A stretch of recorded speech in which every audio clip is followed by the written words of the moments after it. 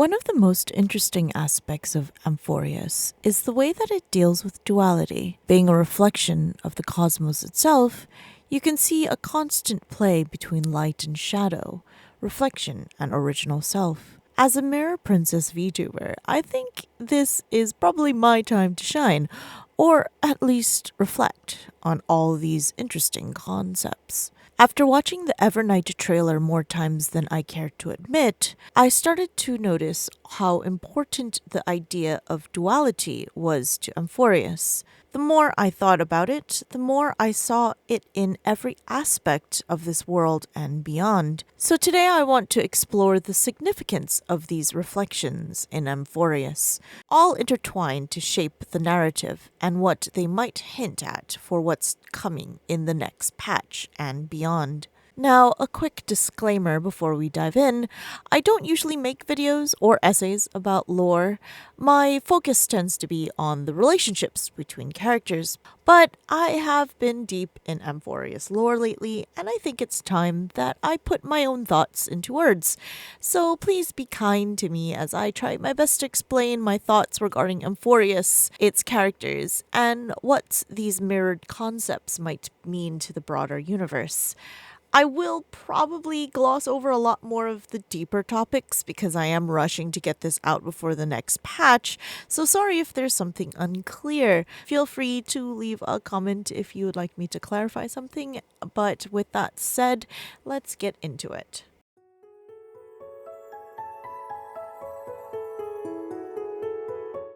When we first get to Amphoreus, we experience a world where events and conflicts keep repeating in cycles, continuous destruction and subsequent rebirth from disordered memories. The 𝒖𝒂𝒂𝒅s and Titans are key factors in this world, or rather, act as two sides of the same coin. Their duality is important to the system. Without this, there would be no tension or evolution. This seems to be a required structure of the experiment itself. From the beginning, we are introduced to many different mirrored selves. Castorus and Pollux, Naias and Maide, Anaxa and Circes, Caslana and Phynon. This duality doesn't end with just the 𝒖𝒂𝒂𝒅s that are within Amphoreus, but even to its helpers from beyond the sky. Don Hung and Don Feng embody another type of mirrored self. Even Lygus is just a fragment of Xandar, a piece of the larger whole. And then there is Trailblazer. Well, I guess Trailblazer and us as the Trailblazer would be the mirrored self. I'm still figuring it out. I'm sure I'll get it by the next patch, but you get my point. Every character that becomes a 𝒖𝒂𝒂𝒅 or becomes part of this system carries some sort of shadow of themselves, a reflection in the glass of their soul.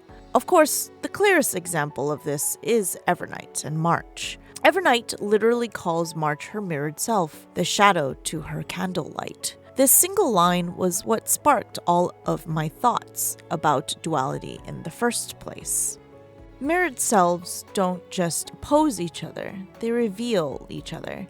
The truth of one is hidden in the other's reflection. In this universe, contradiction isn't a flaw, it's a key to understanding. The theme of mirrored selves continues with Cyrene. According to the 3.7 live stream, there is more than one version of her, perhaps even more than the 33 million reoccurring Cyrenes we already know about. There's the Path Space Cyrene, the Zero Cycle Cyrene, and now what I call Big Cyrene. I can't shake the feeling that Cyrene's story is going to end the same way Elysia's did, with sacrifice. In order to be reborn, the seed must die. Something that stood out to me was the way that people don't quite call her an emanator outright. There's always a caveat of or something else tacked on to every one of those instances, except when entertaining the thought of there being one. We know at least that she seems to be a child of remembrance, much like March and Evernight. If we follow the established pattern, Big Cyrene might be to Little Cyrene what Evernight is to March, the original memory, to the reflected one. She's most likely the first Nosspore, the core from which the 12 signals were born. If that's true, then Amphoreus itself could be based on her divided identity, and even more, a faded memory from her past. Big Cyrene might be the original spark, the memory everything else imitates. And then there's Fully and Mythos, perhaps the most profound duality of all.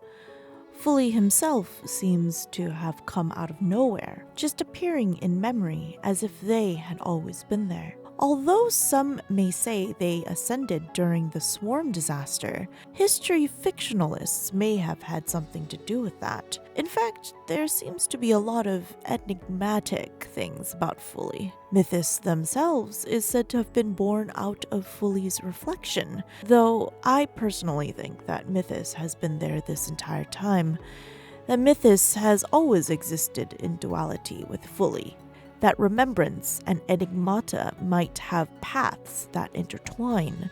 Amphoreus is a reflection of the universe itself. Every being, every system, and every memory exists in pairs: light and shadow, truth and illusion, remembrance and oblivion. It is both following the path of destruction and the path of remembrance. Once the universe, or Amphoreus, reaches its inevitable end in chaos, it's reborn from the shattered remains of its memories. If Amphoreus is truly a reflection of the cosmos, then maybe this isn't the first time we've been here. Could it be that in a previous iteration of the universe, we already walked these paths?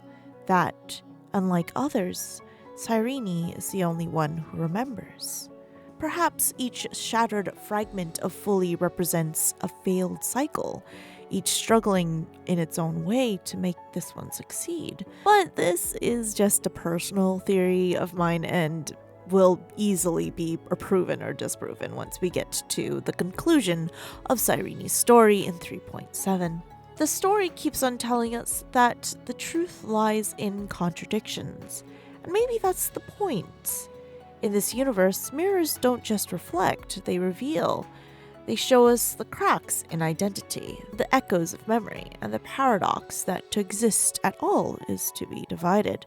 But that is all I have for today. Sorry to end so abruptly, but I literally only have about a few hours before the end of today, and the patch is dropping in like a day. So I'm gonna try and get this out as soon as possible. Hopefully it makes sense. If it doesn't, that's okay. I don't expect anybody to watch this anyways. So that's the end of my first lore video. I will make better ones, I swear. Oh my god. But thank you for watching, and I'll see you guys next time. Bye bye.